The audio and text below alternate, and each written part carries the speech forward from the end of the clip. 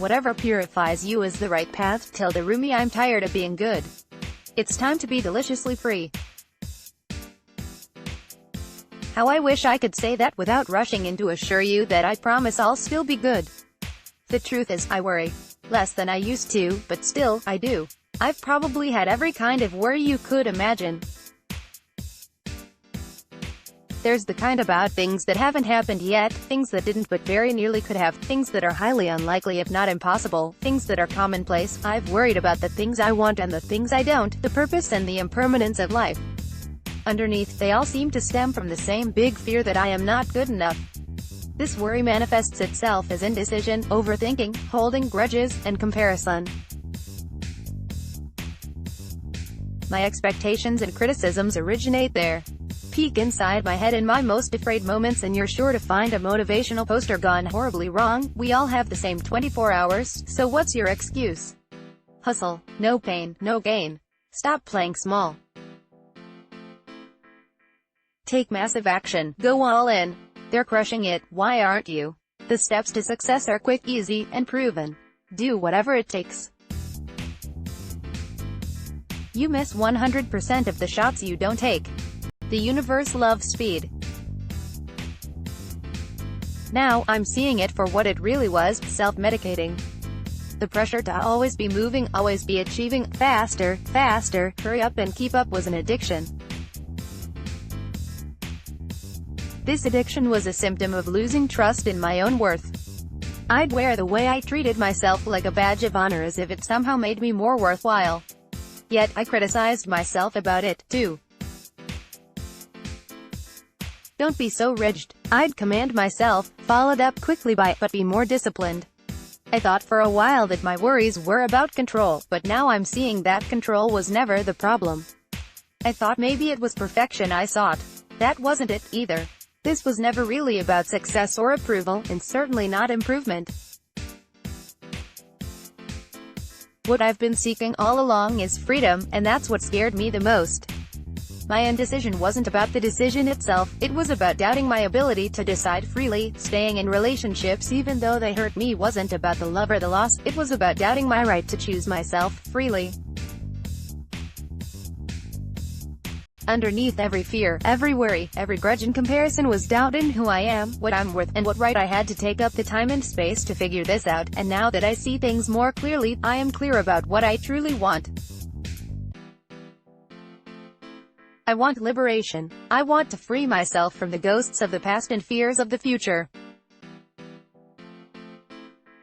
I long to be free from shame and the barriers I've built against my own peace. I want to use my voice freely and heal my steadfast heart. I want to freely and lovingly inhabit this body that stood by me no matter how much I've abused it. I want to rise up, thank the day, and carry on. Freely. Even as I'm writing these words to you, I'm learning what I need to do to stop the cycle. I need to practice making different choices and voicing different beliefs. Time is not money, it's medicine. I need not be so disciplined but discerning. Not productive but perceptive. I'm learning the difference between moving quickly and moving honestly, and I'm replacing should with I can if I so desire. Oh, and I feel the resistance to this. The resistance is withdrawal, and it's a natural part of the recovery process. But even with this insight, the fear of the unknown and the craving of familiarity are still there. Who will I become if I were truly free? What value will I have? What if I fail? What if I disappoint? Each time I set myself free, I will fly back to my cage until I trust the process of healing and love myself unconditionally.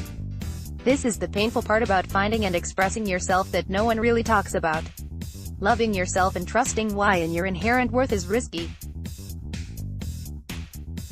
You will surely fail at your previous rules and fall short of your old expectations as you explore new, more open ways of being. Someone is bound to be disappointed when you start existing as yourself for yourself. The people who thought they knew you when you were only a fraction of yourself will say you've changed. They may not know what to do with you anymore. There may be judgment and misunderstanding.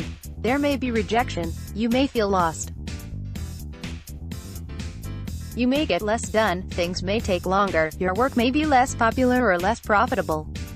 And there will be the trappings of who you said you were everywhere. I still have a drawer of makeup and hair products, perfume, and high heels that I will never use again. Maybe it's time to let that version of me go. As you move closer to freedom, the ghost of who you tried to be will linger, haunting you. It will show up as a craving for likes and shares, for affirmation from someone else of your worth.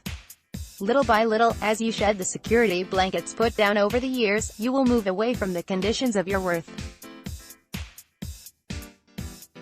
Through forgiveness, setting and enforcing boundaries, more authentic yes and no's, and growing more clear in what you want and where your true priorities lie, you will find new depths of freedom and space. It will be empowering and terrifying. What I'm discovering now is that you need to meet these challenges with grace and compassion. Letting go gives you space, but it needs space, too. Space brings solace and allows expansion. If you need to stabilize, there's no need to feel like a complete stranger in your own skin. Seek comfort and familiarity, but do it consciously. If you fall into old patterns, treat yourself with kindness, not judgment, and then carry on, consciously. Have the courage to ride the cravings out. Resist the habit of proving your worth and earning your freedom. The doubts will try to convince you that they're making you better, more worthy. Remember that it never worked that way before. I'm seeing now that what I do or don't do, how far I do or don't go, what I do or don't achieve has never been the question. The question is, what frees me? I may not know what my freedom holds, and I may still face that uncertainty with some degree of fear, but I'm learning to trust that the pins and needles of waking up are the cure to what's really ailing me. The greatest opportunities are not found in safety or certainty. Just as in facing any fear, the old beliefs about your worth need to be threatened in order to be changed.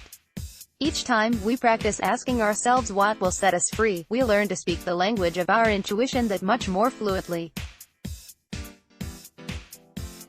Each time we practice validating our own perspective, we learn to distinguish between wisdom and sound bites that much more naturally.